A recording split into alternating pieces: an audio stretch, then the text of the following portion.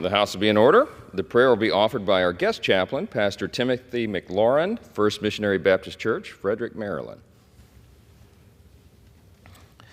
Let us pray. Father, I thank you for these elected officials whom you have allowed to serve in their current capacities. As they gather to serve, I pray, Lord, that you would be in the midst. Be active in their debates and discussions that shall be a part of their decision-making process. Grant these members wisdom to make decisions that will promote and provide for the welfare of all. Be active in causing this collection of individuals with diverse backgrounds and ideologies to embody a spirit of partnership and solidarity that creates an atmosphere of purposeful productivity that produces a period of prosperity for all. Be active in this group to help them promote peace and foster unity in this season that is filled with anxiety and that finds our nation divided. Cause these public servants to be united in their passions, in their pursuits, and in your providential purposes. In Jesus' name we pray, amen. Amen. The chair has examined the journal of the last day's proceedings and announces to the House the approval thereof. Pursuant to Clause 1 of Rule 1, the journal stands approved. The Pledge of Allegiance will be led by the gentlewoman from Texas, Ms. Garcia. I pledge allegiance to the flag of the United States of America and to the republic for which it stands, one nation, under God, indivisible, with liberty and justice for all. Without objection, the gentleman from Maryland, Mr. Trone, is recognized for 1 minute.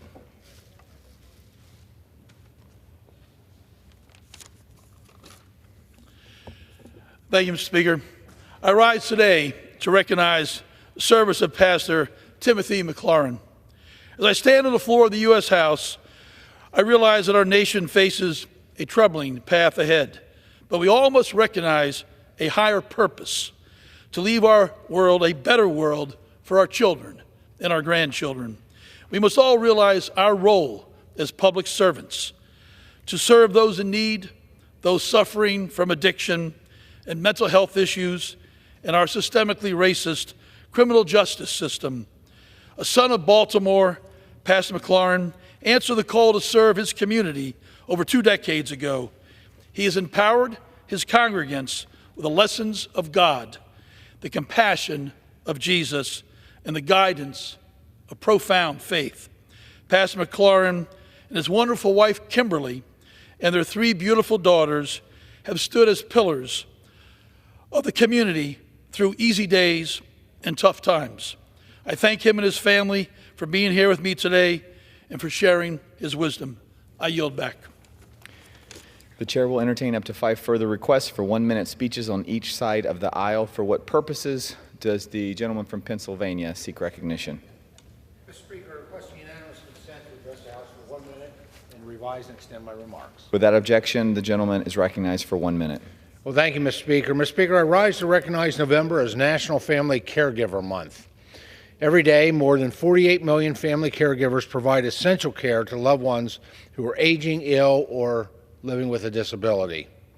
As a former healthcare professional, I've seen these caregivers often go above and beyond to support their families, sacrificing their own time, energy, and well-being to ensure that those that they care for receive the support and the love that they need.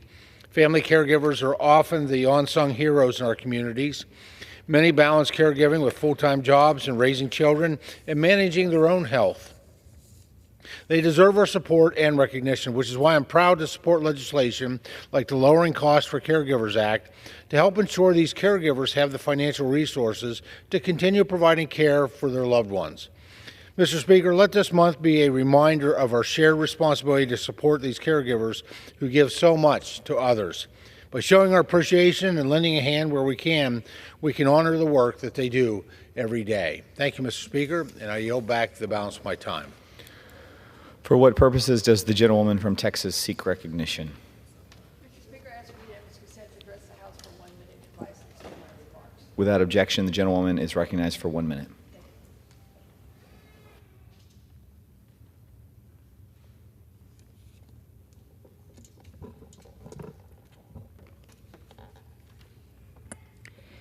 Mr. Speaker, I rise today to honor the life and legacy of Marie Flickinger a remarkable woman who passed away this week after leading a life of excellence.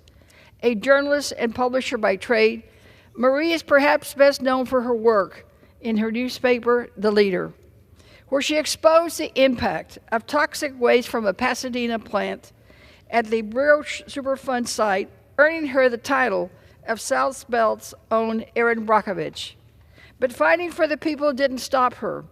She continued working through the pages of The Leader, and she also became the first woman elected to the San Jacinto College Board of Trustees. Marie served for 3 decades, transforming the college into a place where students felt supported and where education was accessible to all. Marie led a life's legacy. Our hearts go out to the entire Flukiger family. May she rest in peace. I yield back. For what purposes does the gentleman from Texas seek recognition? Mr. Speaker, I ask unanimous consent to address the House for 1 minute. Without objection, the gentleman is recognized. Thank you. Mr. Speaker, I rise today to honor the life of longtime pillar of Southeast Houston community, Marie Flickinger, who passed away on November the 11th, 2024. After becoming the first woman elected to the San Jacinto College District Board of Trustees in 1995, Marie served as chair from the 2007 to 2013 and again from 2017 until her retirement on November the 4th of 2024. She spent these nearly 30 years devoted to ensuring the institution's success, achieving numerous awards along the way. Many have referred to Marie as the honorary mayor of the South Belt, due to her involvement in practically every aspect of the community. An extensive list that included the founding of the South Belt Ellington Chamber of Commerce, the local newspaper, and St. Luke, the Evangelist Catholic Church, as well as the organization of countless community events. She was a friend of mine. As a co-founder and publisher of the South Belt Ellington Leader, Marie became known for her work shedding light on the impact of the Brio Superfund site in the 1980s, which eventually led to its remediation. Marie also delved into the political arena, serving on 2 mayoral transition committees for the great city of Houston, Texas.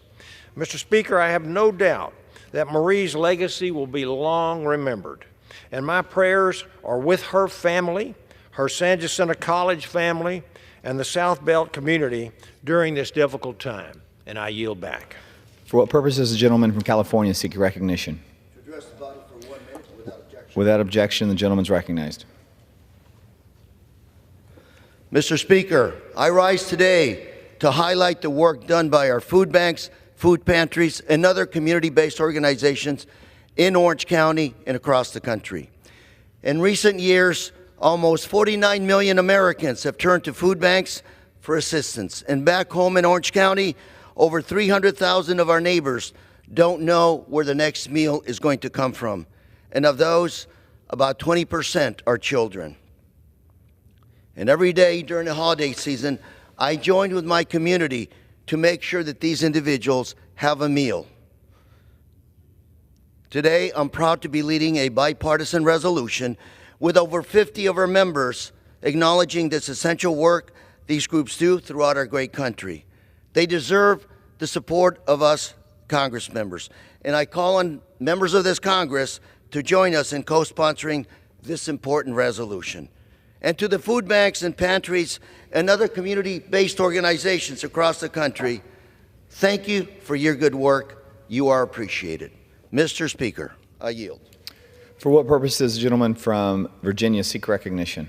Request permission to address the House for 1 minute. Without objection. Mr. Speaker, I must bring attention once again to our nation's existential threat represented by $36 trillion in national debt and another $2 trillion deficit this year.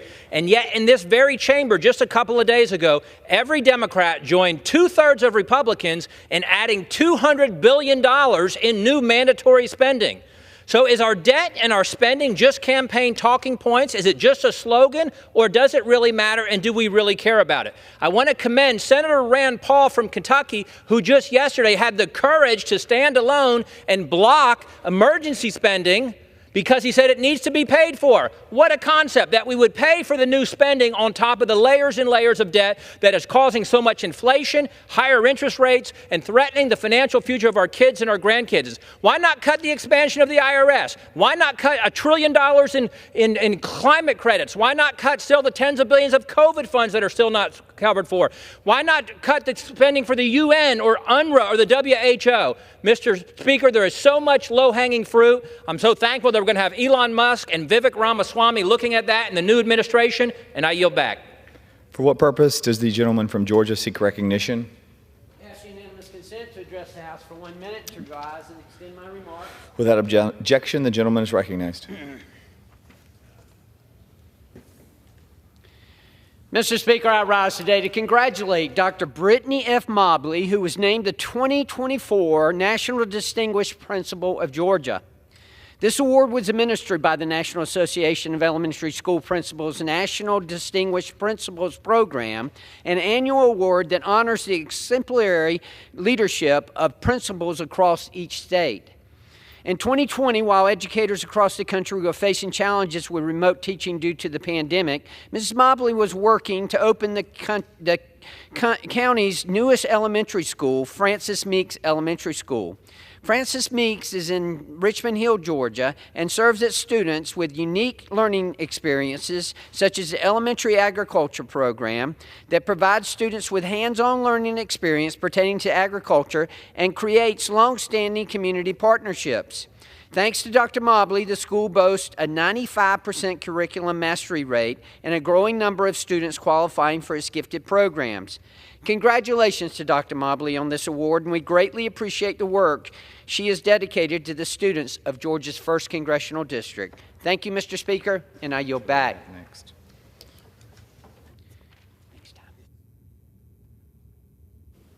The chair lays before the House a communication. The Honorable, the Speaker, House of Representatives, sir. Pursuant to the permission granted in Clause 2H of Rule 2 of the Rules of the U.S. House of Representatives, the clerk received the following message from the Secretary of the Senate on November 14, 2024, at 4:20 p.m.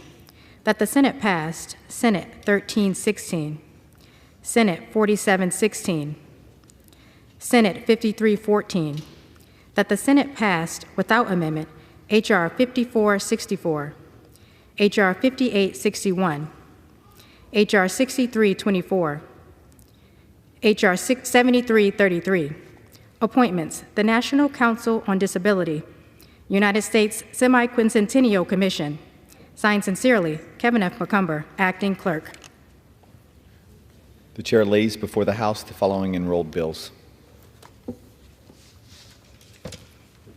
Senate 1510, an act to amend provisions relating to the Office of the Inspector General of the Government Accountability Office and for other purposes. For what purpose does the gentlewoman from North Carolina, Ms. Fox, seek recognition? Thank you, Mr. Speaker. Pursuant to House Resolution 1568, I call up the bill H.R. 8932, the FAFSA Deadline Act, and ask for its immediate consideration in the House. The clerk will report the title of the bill. Union Calendar Number 589, H.R. 8932, a bill to establish an earlier application processing cycle for the FAFSA.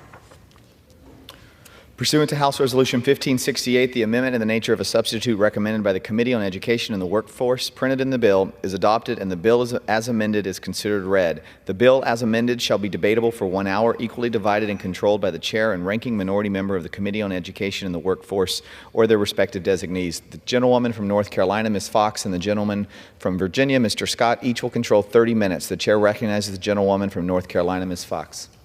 Thank you, Mr. Speaker. I ask unanimous consent that all members may have 5 legislative days in which to revise and extend their remarks and to insert extraneous material on H.R. 8932. Without objection. Thank you, Mr. Speaker.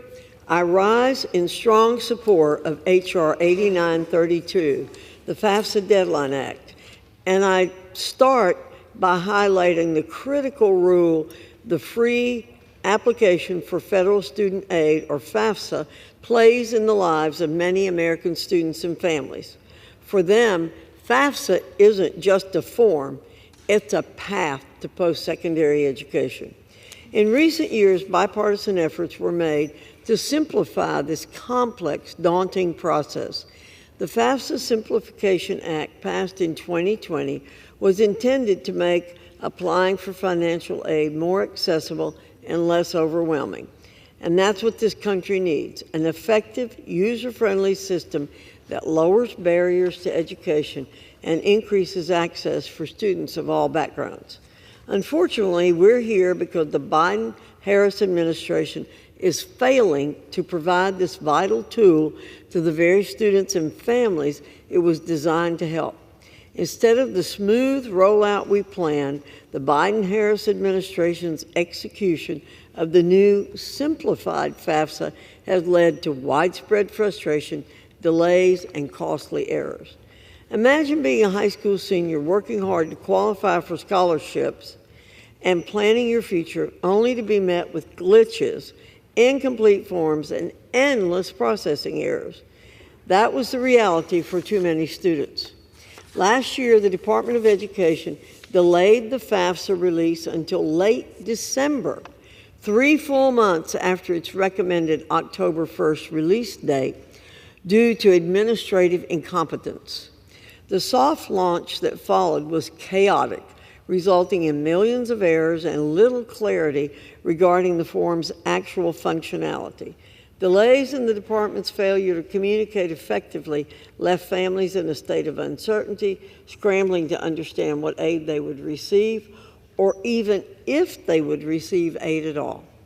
As we sit here, the FAFSA is delayed for a second straight year, and some capabilities are still unavailable, forcing students, schools, and state agencies to wait again. The FAFSA Deadline Act, introduced by Representative Aaron Houchin, is the answer. This legislation seeks to hold the Department of Education accountable by requiring the FAFSA to be available by October 1 each year, and it does so with broad bipartisan support.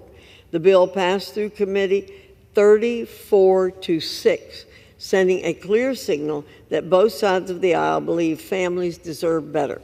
In short, today's conversation is about restoring the promise of FAFSA, fulfilling our obligation to students, and making sure the department's failure is not a new normal. It's our job to ensure that the Department of Education rolls out the FAFSA each year with clear timelines and accurate data so American families can rely on this process. Thank you again, Mr. Speaker, and with that, I urge a yes vote on the FAFSA Deadline Act and reserve the balance of my time. The gentlewoman from North Carolina is reserving. The gentleman from Virginia is recognized. Thank you, Mr. Speaker. Mr. Speaker, I yield myself such time as I may consume. Mr. Speaker, I rise in support of H.R. 8932, the FAFSA Deadline Act, which would set a firm October 1st deadline for the Department of Education to roll out the free application for federal student aid, or FAFSA form, starting in 2025. This bill will help millions of students and families access federal financial aid in a timely manner. We know that higher education is a pathway to opportunity, but rising costs of college has made it out of reach for a lot of students. Federal aid, including Pell Grants and student loans, is essential to making college affordable. That's why in 2020, I worked with Senator Lamar Alexander to pass the FAFSA Simplification Act to make federal student aid easier to access. Regrettably, last year, technical problems with the newly redesigned FAFSA form delayed the students' access to this vital aid, and as a result, too many students could not submit their applications on time, and many struggled to get the support they needed to resolve those issues. When the committee first considered this bill in July, I voted in opposition because I had serious concerns that the implementation deadline may have forced the Department of Education to roll out an incomplete form on October 1st of this year. However, because we're now considering the bill after October 1st, the deadline will apply next year, 2025, and that gives the department ample time to make improvements and fix any lingering issues. We now have helpful information from the Nonpartisan Government Accountability Office that provided specific recommendations on how the department can continue to improve the rollout and implementation of FAFSA. H.R. 8932 sets a clear, firm deadline for rolling out FAFSA while still giving the Department of Education time to ensure the application functions properly for all students. The bill strikes a balance between ensuring timely access to financial aid and not compromising the quality of the application process. We've made significant progress in simplifying the FAFSA and expanding financial aid in recent years.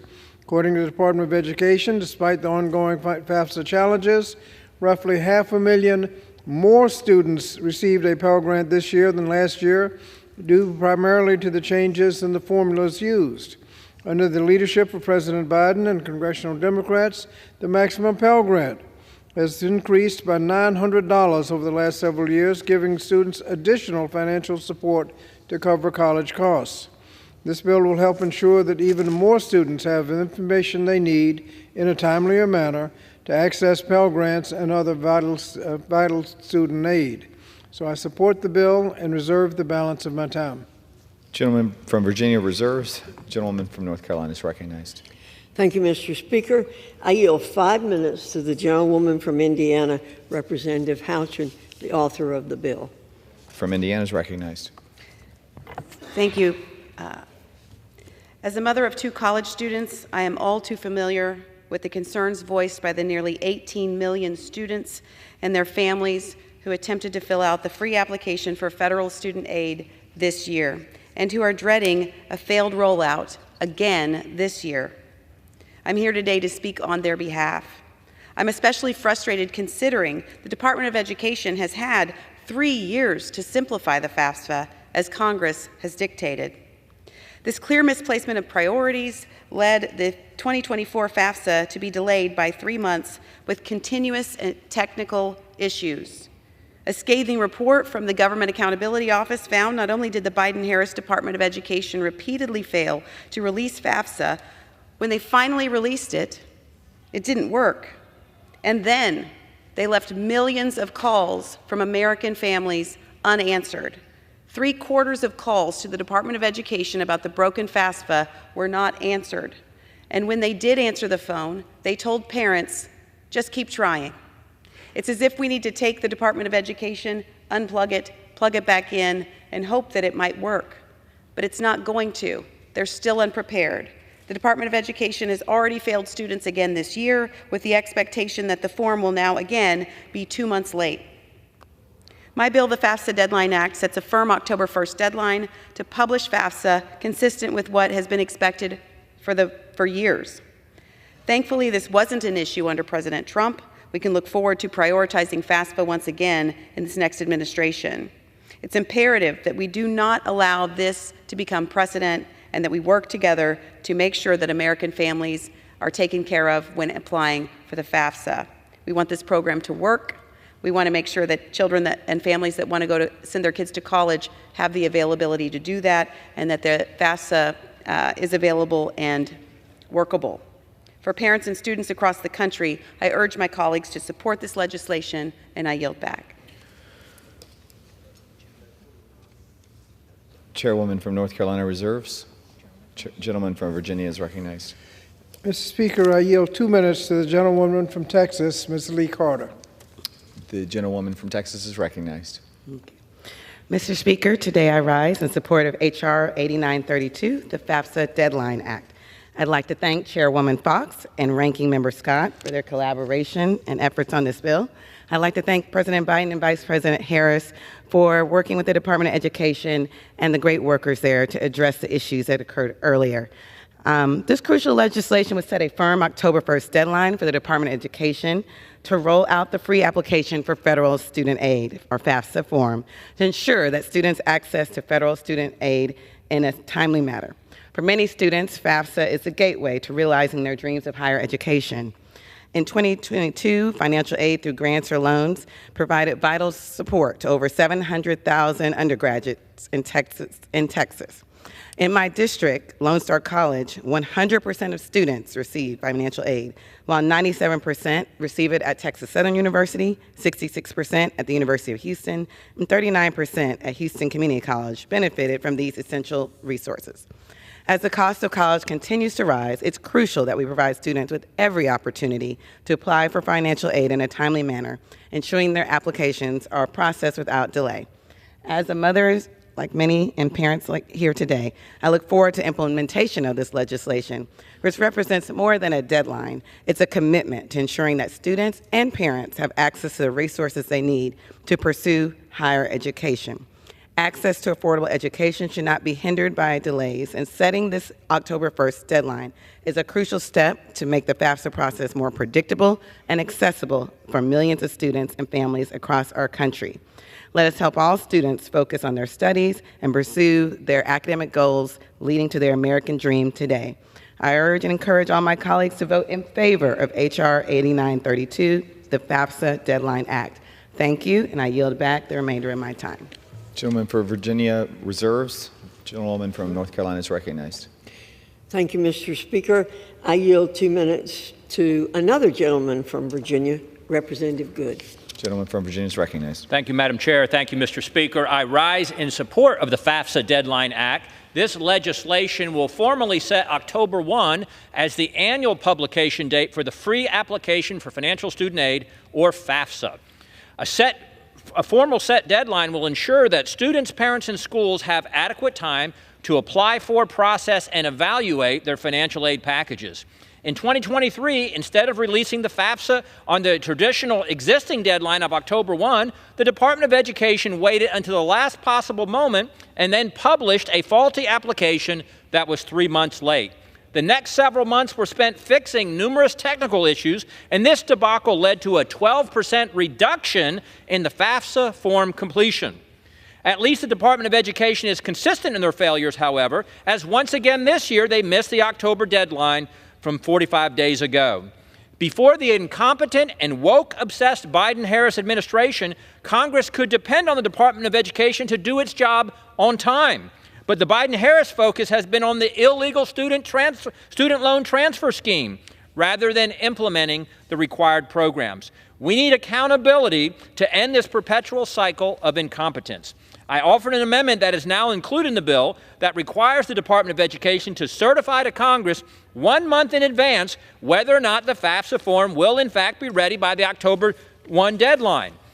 If the department certifies in the negative or fails to certify at all, phase 2 of the accountability kicks in, and within the month, the Secretary of Education would have to testify before Congress regarding their latest failure to meet the deadline. In this testimony, the Secretary would be required to provide details regarding the financial impact this delay will have on its students that it's supposed to be serving. When Congress sets a deadline, we expect it to be followed. If agencies can't meet that expectation, they need to explain why to the American people, and I hope members from both parties who express disappointment, if not surprise, at the most recent FAFSA rollout, I hope they can all join the ranking member, my friend from Virginia, in supporting the simple reforms of the FAFSA Deadline Act, and I yield back. Gentlewoman from North Carolina reserves. Gentleman for Virginia is recognized. Thank you, Mr. Speaker. I yield myself such time as I may consume. Gentleman's recognized. Mr. Speaker, it's no secret that this year's FAFSA process was a debacle. However, we're missing part of the story if we don't at least mention the work the department has already done to get FAFSA back on track. This college support strategy deployed experts to colleges across the country to help financial aid officers navigate the new processing system. The system provided one-time grants to school districts, states, and nonprofit organizations to scale up their ability to provide support to students. They had workshops, advising sessions, and media campaigns funded through the strategy to help produce a significant increase in FAFSA submissions throughout the summer. Additionally, as the department prepares for the launch of this year's FAFSA form, they've taken great strides in improving the transparency and fixing technological issues. So I'd like to enter into the record a document from the Department of Education titled A Focus on Improving the FAFSA Experience Updates, Actions and a Path Forward to 2025-26 Cycle. Without objection. This document outlines 10 core areas to focus on making improvements to FAFSA process for both students and colleges. I'd also, Mr. Speaker, like to offer into the record a letter from the National Association of Student Financial Aid Administrators, which says in part, by cementing an October launch date only addresses a piece of the puzzle. Consistency is another. Students must be able to trust that the financial aid application process will function as intended and that they will receive clear communications on the way. And they wrote otherwise in support of the legislation. From the Hope Center at Temple University. They said that students and their families deserve a form available all hours of the day for all types of applicants and results in a swift transfer for their information to states and colleges that will develop their financial aid packages. They were concerned that implementing a rigid deadline less than 3 months away will force additional technical issues for applicants.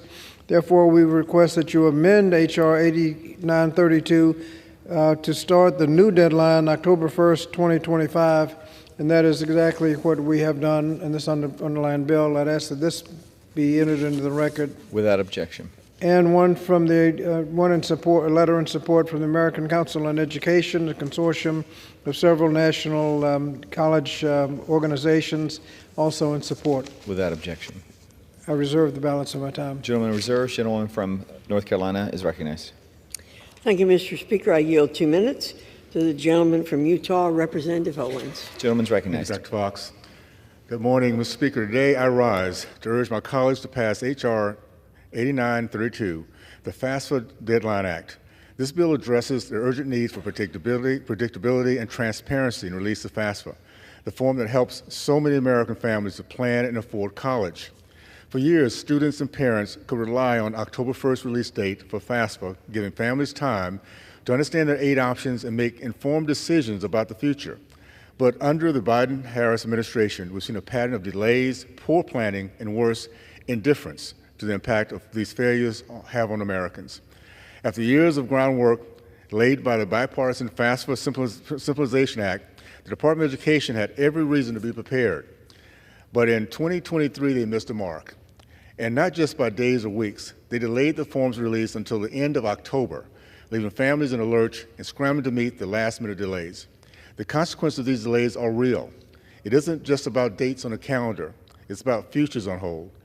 The Education Department's dysfunction means 430,000 fewer students filed FAFSA this year. And that's not a small number. It's hundreds of thousands of young people who have abandoned their plans for college simply because they couldn't get the information they needed. And beyond the missed opportunities for students, these delays burden schools and states, preventing them from processing and packaging on time and creating even more uncertainty in the already challenging time for higher education. The FAFSA Deadline Act isn't just a fix, it's a promise that our Department of Education will be held to an October 1st release date, giving students, families, and schools the clarity and predictability they deserve. This bill ends the needless confusion. It says that future administrators won't be able to move goalposts or let the deadline slip through the fingers, all while families are left paying the price. Mr. Speaker, we're here to make college more accessible for our kids, just because of bureaucratic missteps. It's a common sense reform that will bring accountability and order to a system that desperately needs it. I urge my colleagues to support this bill, not just for us, but for the millions of young Americans counting on us to keep the doors of opportunity wide open. Thank you, and I yield back. Gentlewoman reserves. Gentleman from Virginia is recognized. Mr. Speaker, I'm prepared to close. I'll reserve the balance of my time. Gentleman reserves. Gentlewoman from North Carolina is recognized. Thank you, Mr. Speaker. I yield 2 minutes to the gentleman from California, Representative Kiley. Gentleman's recognized. Mr. Speaker, one of the things that frustrates so many Americans is that our government has gotten involved in doing many things that it really shouldn't be doing. So many excessive regulations, outsized bureaucracies. But then all too often it fails to competently perform the basic functions that people actually expect from the government and that they're entitled to as taxpayers. And the FAFSA fiasco is a very clear example of that. Every year, high school students across the country fill out the free application for federal student aid. The FAFSA opens doors for millions of students nationwide, ensuring that post-secondary education is accessible and affordable. Traditionally, the form has been released by October 1st, giving students and their families plenty of time to decide what post-secondary education option is right for them. Unfortunately, the Department of Education has neglected its core responsibility to these students. The department's failure to meet deadlines has created unnecessary uncertainty for students and families already struggling with the college application process, which can be very stressful to begin with. The FAFSA Simplification Act, passed in 2020, was supposed to make the application process easier to navigate. The department was even given an extra year to ensure a smooth rollout of the revised form.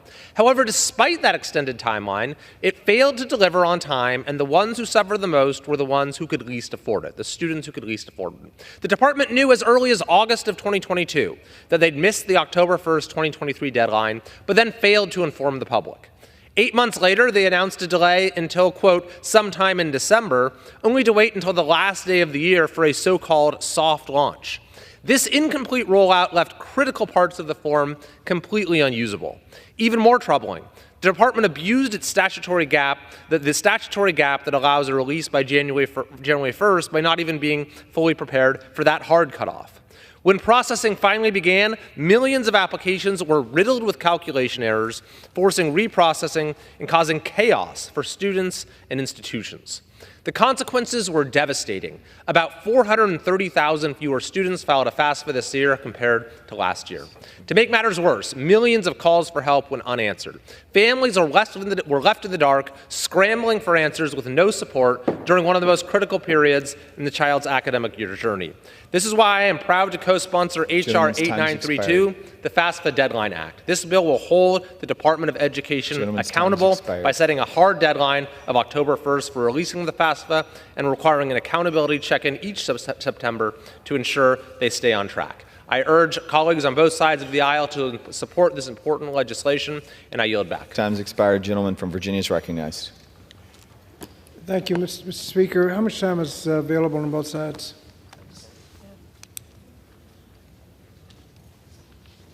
$22 minutes for the gentleman from Virginia, 18 and a half for the gentlelady from North Carolina. Thank you.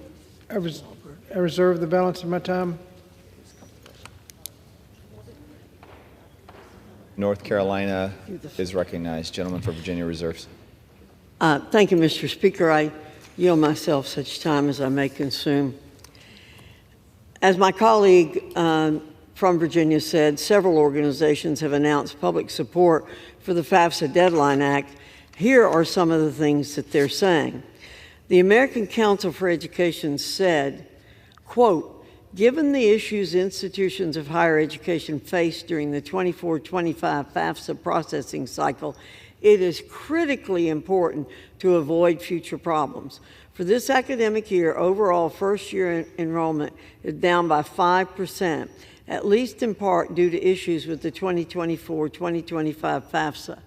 In addition, universal access to the 2026 FAFSA is already delayed, and some campus officials have expressed concerns about whether the FAFSA will be fully available by December 1. We offer our full support for this piece of legislation and hope to see it pass the House, end quote. Thank you, Mr. Speaker. With that, I reserve the balance of my time. Gentlelady reserves. Gentleman from Virginia is recognized. I reserve. Gentleman from Virginia recognizes, reserves. Gentlelady from North Carolina is recognized. Thank you, Mr. Speaker. I yield 3 minutes to the gentleman from Michigan, Representative Walberg. Gentleman's recognized for 3 minutes. I thank the chairwoman and Mr. Speaker. I'm proud to co-sponsor H.R. 8932, the FAFSA Deadline Act, and I commend Congresswoman Houchin for her leadership on this important piece of legislation. Mr. Speaker, it isn't too often we get to say this, but there is bipartisan agreement in recognizing that the Department of Education's rollout of FAFSA has been nothing short of an embarrassment. Sadly, it's an embarrassment that has negatively impacted students across the country, teachers, professors, especially lower-income students who need financial assistance the most. I was proud to be part of the bipartisan effort to overhaul FAFSA and make it simpler, but after 3 long years to implement the reforms, the department dropped the ball numerous times. As a result, over 430,000 fewer students submitted a FAFSA form according to GAO. Additionally, there have been numerous reports from across the country about how this botched rollout has affected institutions. This fall semester, institutions experienced the steepest drop in first-year enrollment since the pandemic, pushing many institutions to the financial brink. This is unacceptable. H.R. 8932 is a common-sense bill to provide students, families, and institutions much-needed clarity by ensuring the FAFSA is released and fully operational on October 1 of each year. Doing so will ensure schools and counselors are able to conduct outreach efforts as needed. Colleges will be able to get their financial aid offers processed in a timely manner, and students will be able to make informed decisions about their academic future. Mr. Speaker, under the Biden-Harris administration, the Department of Education has become a bloated arsenal of bureaucracy, more focused on woke policies than its core mission. I look forward to working with the incoming Trump administration on right-sizing the Department of Education, if that's even possible, and putting American students and their families first. I urge all members to support H.R. 8932, and I yield back. Gentleman from North Carolina reserves. Gentleman from Virginia is recognized. Mr. Speaker, I'm prepared to close. We are also prepared to close, Mr. Speaker. Gentleman from Virginia is recognized. Thank you, Mr. Speaker. Mr. Speaker, I yield myself the balance of the time. In closing, Mr. Speaker, this bill is about improving the process going forward.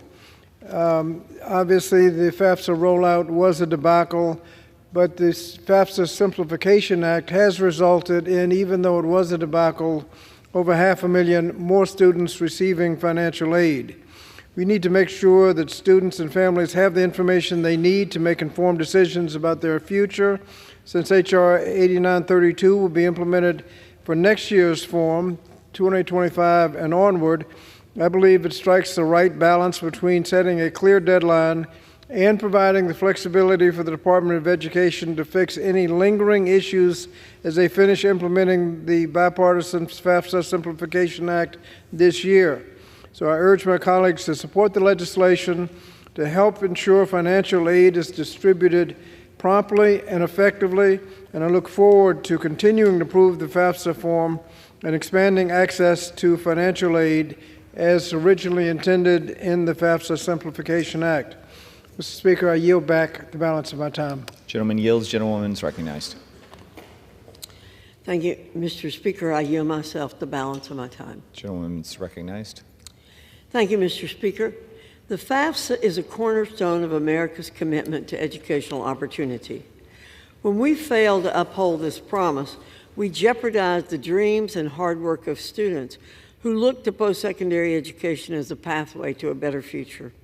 The FAFSA Deadline Act is a necessary measure to protect that future by enforcing deadlines, ensuring transparency, and making certain that families receive the aid they depend on to make college accessible. This is about delivering the basic functionality students deserve and safeguarding their ambitions against bureaucratic failure. Students have enough on their plates as they prepare for college. It's up to us to make sure that the federal government isn't adding to that burden. With that, Mr. Speaker, I yield back and I urge my colleagues to vote yes on this piece of legislation. Gentlewoman yields. All time for debate has expired. Pursuant to House Resolution 1568, the previous question is ordered on the bill as amended. The question is on engrossment and third reading of the bill. Those in favor say aye. Those opposed, no. The ayes have it. Third reading. A bill to establish an earlier application processing cycle for the FAFSA. The question is on passage of the bill. Those in favor say aye. Those opposed, no. The ayes have it. Speaker, For what purpose? Woman seek recognition. I ask for the yeas and nays.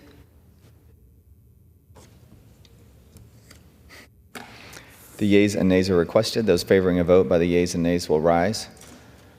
A sufficient number having risen, the yeas and nays are ordered. Pursuant to Clause 8 of Rule 20, further proceedings on this question will be postponed. Pursuant to Clause 12A of Rule 1, the Chair declares the House in recess for a period less than 15 minutes.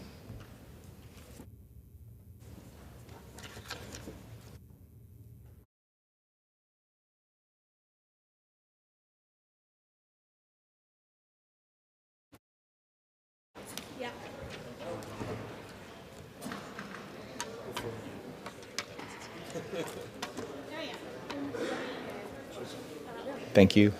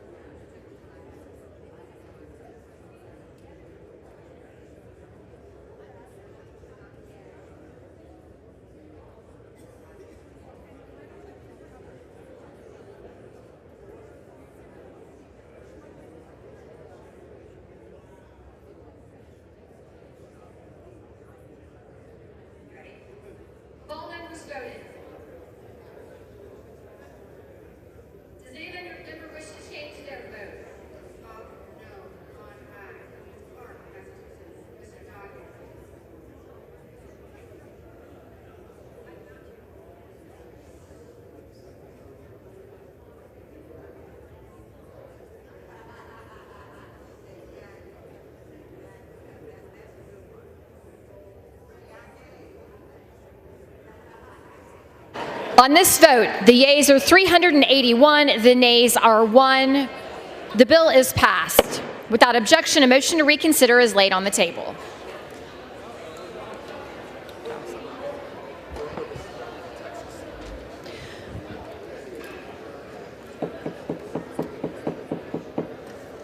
For what purpose does the gentleman from Texas seek recognition? Speaker, I ask unanimous consent that when the House adjourns today, it adjourn to meet on Monday next, when it shall convene at noon for morning hour debate at 2 p.m. for legislative business. Without objection. I ask, keep going. Gentleman from Texas is recognized. Thank you, Madam Speaker. I ask unanimous consent that H.Res. 1410 be laid on the table. Without objection.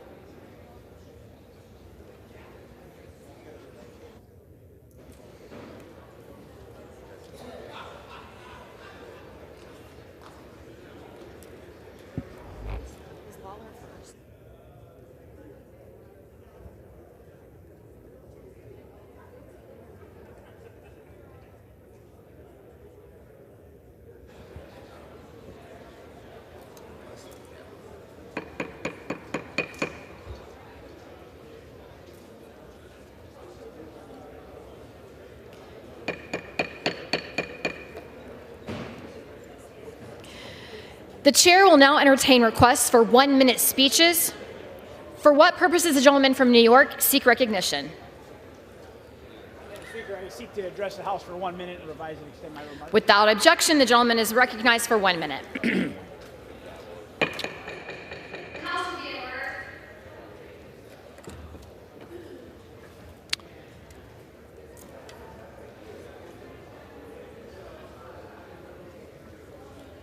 Good to go. Madam Speaker, I rise today to honor the life of Flora Leamer, who was the heart and soul of Clarence, New York. Flora was someone who always said yes when it came to helping a neighbor. Every community needs more people like Flora. At local events, she was a familiar sight, often with a camera in hand or alongside her husband, John, riding side by side in parades decked out all in red, white, and blue. Flora was tireless. She always went above and beyond in everything she did, from the Clarence Chamber of Commerce to the Farmers Market, from historical societies to Winterfest. Flora's involvement left a lasting mark on the community. Her kindness and warmth and boundless energy were a gift to Clarence, and she will be deeply missed by all who had the privilege to know her. May this lasting legacy continue to inspire us all to be more like Flora. Thank you, Madam Speaker, and I yield back. For what purpose does the gentleman from North Carolina seek recognition? Without objection, the gentleman is recognized for 1 minute. Madam Speaker, I rise to honor the remarkable life of Buddy Rich, a true servant leader who was not only dedicated to serving our country, but also the city of Kinston. He was a veteran, entrepreneur, and champion for the city. Buddy's legacy began with service in the 82nd Airborne Division during the Korean War. Upon returning, he transformed his entrepreneurial spirit into an engine for community betterment, establishing the Boys and Girls Club of Lenoir County, revitalizing downtown Kinston, and serving 16 years as mayor.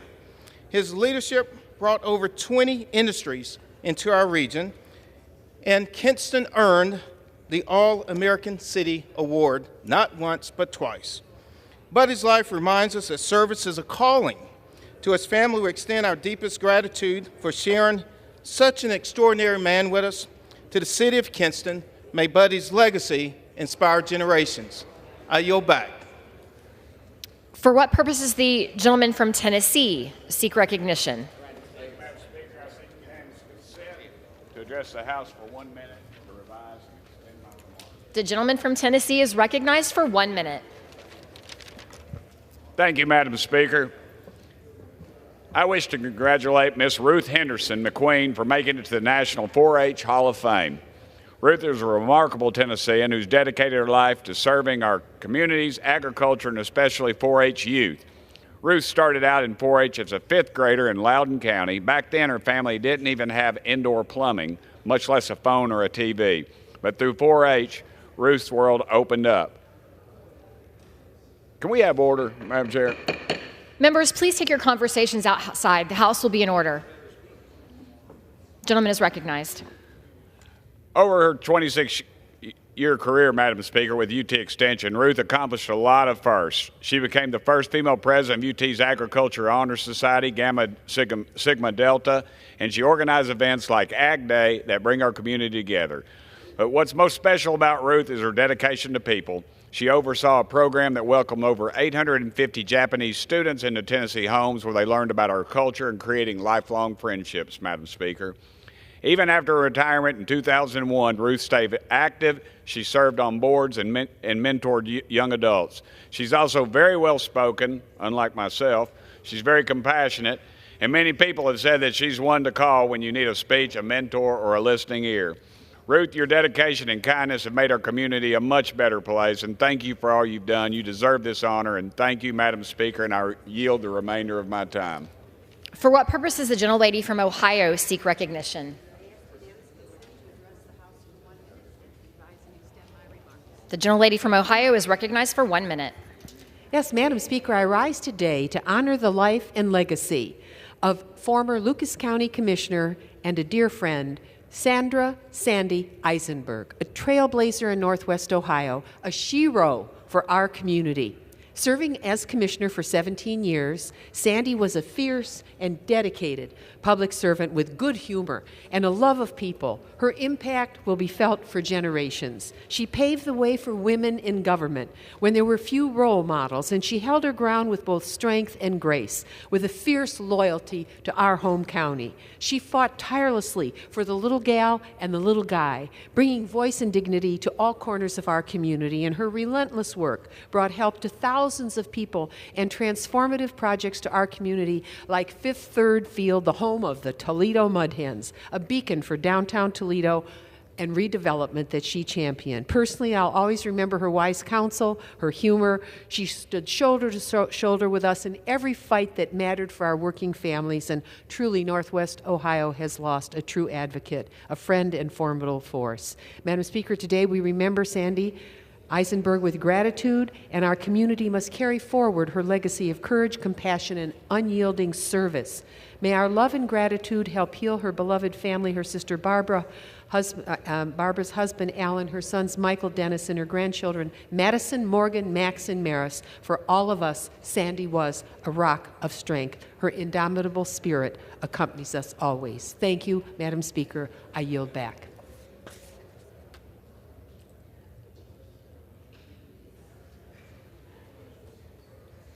For what purpose does the gentlelady from Arizona seek recognition? Thank you, Madam Speaker. To address the House for 1 minute. The gentlelady from Arizona is recognized for 1 minute. Thank you, Madam Speaker. I rise today to recognize my Chief of Staff, Rachel Harris. With my upcoming retirement, I think it's important to recognize the individuals who have supported me throughout my tenure in Congress, none more important than my staff. Rachel joined my team as Communications Director in March of 2020 and has served as my Chief of Staff since October of 2021. Rachel is a hard worker who can always be relied upon to get things done. No matter the task, large or small, Rachel is ready to tackle it. Originally from Russellville, Arkansas, Rachel has been committed to public service from an early age, including volunteering on local political campaigns and even serving as an intern here in the U.S. House of Representatives. Throughout her tenure, she has shown tremendous dedication to me, my staff, our constituents, the state of Arizona, and the nation.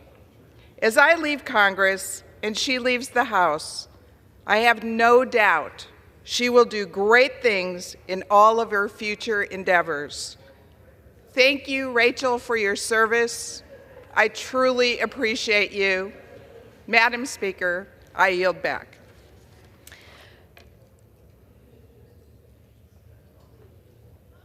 For what purpose does the gentleman from California seek recognition? The gentleman from California is recognized for 1 minute. A gentleman will suspend. Members in the back, please take your conversations off the floor. The House will be in order. The gentleman is recognized.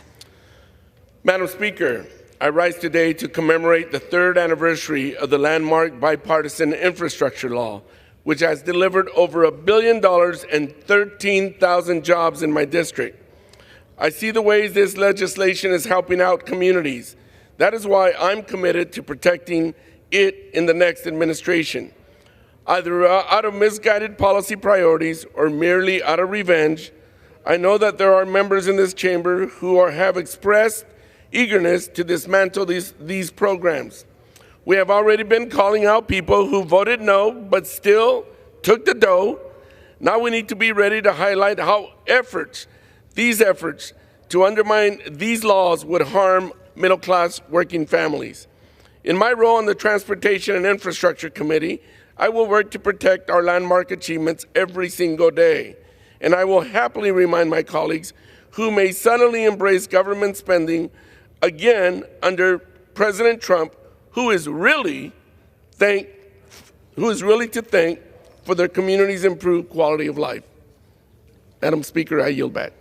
For what purpose does the gentleman from California seek recognition? Seeking unanimous consent to address the House for 1 minute and revise and extend my remarks. The gentleman from California is recognized for 1 minute. Thank you, Madam Speaker.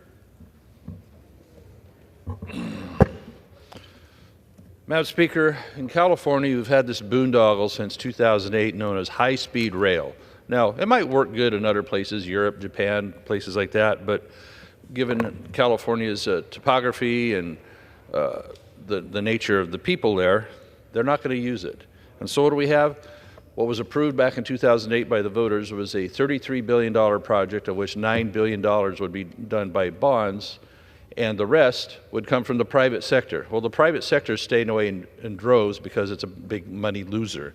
And so instead, they've had to go to other methods of getting funding in, including cap and trade, which is taxing people basically on fuel, as you see California fuel prices going up more and more. $1.50 a gallon, maybe $2 a gallon by the time the next round of taxation hits drivers in California. And they still have ideas about coming back and getting even more federal money. The so-called Stimulus Act of 2009, they got about $3 billion out of that. They want to come back for another $3 billion on top of the $3 billion they already got out of the so-called Bipartisan Infrastructure Act. So this thing continues to be a rat hole for money. We should not send any more federal dollars there. We should not send any more state dollars or cap and trade or automobile driver dollars towards it, because it isn't going to work. Instead, let people invest in their highways and their airports, something that people actually use and can afford. I yield back. For what purpose does the gentlelady from Virginia seek recognition? The gentlelady from Virginia is recognized for 1 minute. Thank you. Madam Speaker, November is Prematurity Awareness Month, and November 17th is Prematurity Awareness Day. It is an opportunity for us to come together and commit to address the United States' horrific preterm birth rate. This is an issue that is personal to me. My daughter Samantha was born by emergency C-section 9 weeks early when my placenta ruptured because I had placenta previa. I was one of the lucky ones, and after 6 weeks in the NICU, she was able to come home, and you saw her standing with me when I took my oath of office. You never would know that she started less than 5 pounds. Not everyone is as lucky. The March of Dimes just issued its annual report card for preterm birth rates, and the United States earned a D+ once again, remaining the worst grade in the report's history. Chronic conditions, inadequate prenatal care, and racial disparities fuel these historic preterm birth rates, where 10.4% of the preterm birth rate remains at 10.4% with significant disparities among racial and ethnic groups. We have more work to do, and please stay tuned because next week I will be proposing a bipartisan measure to help bring this birth rate down. Thank you, and I yield back. For what purpose does the gentleman from West Virginia seek recognition? I seek to address the House for 1 minute and revise and extend my remarks. Without objection, the gentleman is recognized for 1 minute. Madam Speaker, the National World War I Memorial here in Washington was recently completed with a sculpture known as A Soldier's Journey. In the spirit of honoring our World War I veterans, I rise to commemorate Lieutenant Lewis Bennett, Jr. of Weston, West Virginia. Bennett realized the power aviation could bring to the war effort and formed the West Virginia Flying Corps. When the Corps failed to achieve military status, Bennett chose commendably to interrupt his studies at Yale and enlist in the British Royal Flying Corps. Bennett flew combat missions in Western Europe and over the course of only 9 days amassed a remarkably high number of 12 kills of enemy aircraft.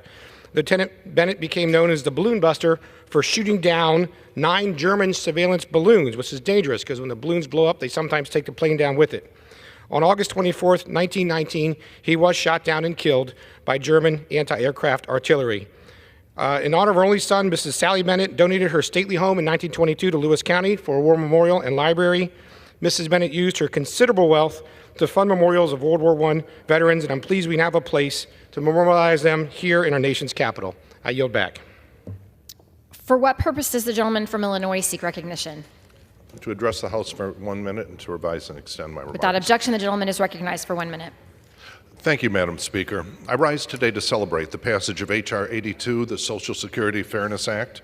This legislation will finally repeal the windfall elimination provision and the government pension offset, mistakes which have unfairly reduced or eliminated Social Security benefits for millions of Americans who've devoted their careers to public service.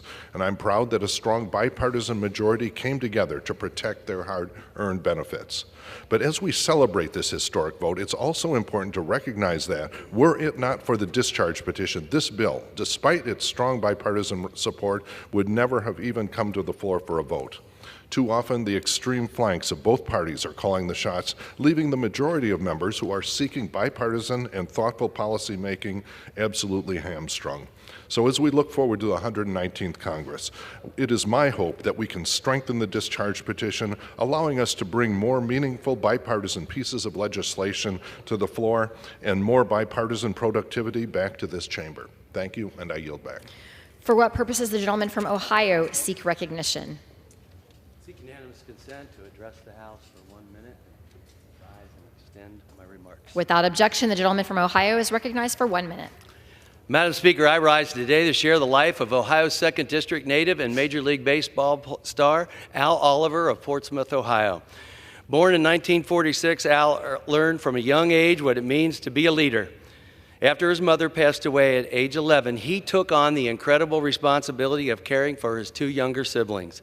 A standout baseball and basketball player at Portsmouth High School, he would later sign with the Pittsburgh Pirates at just 17 years old and would make his major league debut just 3 years later. Oliver's career lasted 18 years, including stops with 7 Major League Baseball teams. Most notably, Oliver was part of the September 1, 1971 Pirates lineup that featured the first all-black lineup in Major League Baseball history. That 1971 team would later go on to win the World Series. In 1986, Oliver retired as a 7-time All-Star, a 3-time Silver Slugger, and a World Series champion. Much like the story of our nation, Oliver's is a story of overcoming challenges. Al Oliver's story of fighting through adverse odds is an example to our nation's children. In America, through hard work and perseverance, one can accomplish anything they set their mind to, and Al Oliver did that. Thank you, Al Oliver. A grateful nation salutes you. Play ball. And I yield back. For what purpose does the gentleman from Rhode Island seek recognition? I ask to address the House for 1 minute and revise and extend my remarks. The gentleman is recognized for 1 minute. Thank you, Madam Speaker. For 40 years, an unfair law has cut the Social Security benefits of millions of police officers, firefighters, first responders, public school teachers, and other government employees, even though they pay just as much into the Social Security system as other Americans. These people, our friends and neighbors who keep us safe and teach our children, should not be penalized for pursuing careers in public service. That is why I proudly voted this week for the Social Security Fairness Act to end the GPO and WEP rules that have unfairly reduced the earned Social Security benefits of public servants. This is a matter of basic fairness. All Americans deserve to retire with dignity, but especially those who serve our communities in education, law enforcement, public safety, and other service roles.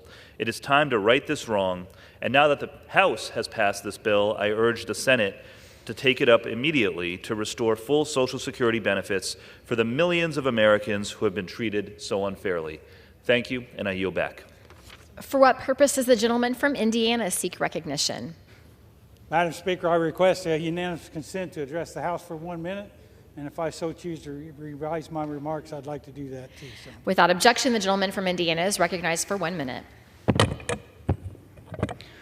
Madam Speaker, I rise today to honor Stephanie Weingar, the EMS Division Chief of the Washington Township Avon Fire Department, and for winning the 2024 Indiana Emergency Response Conference EMS Officer of the Year Award. Stephanie, and we have a poster, won this award for her exceptional leadership, professionalism, and dedication to serving our central Indiana communities.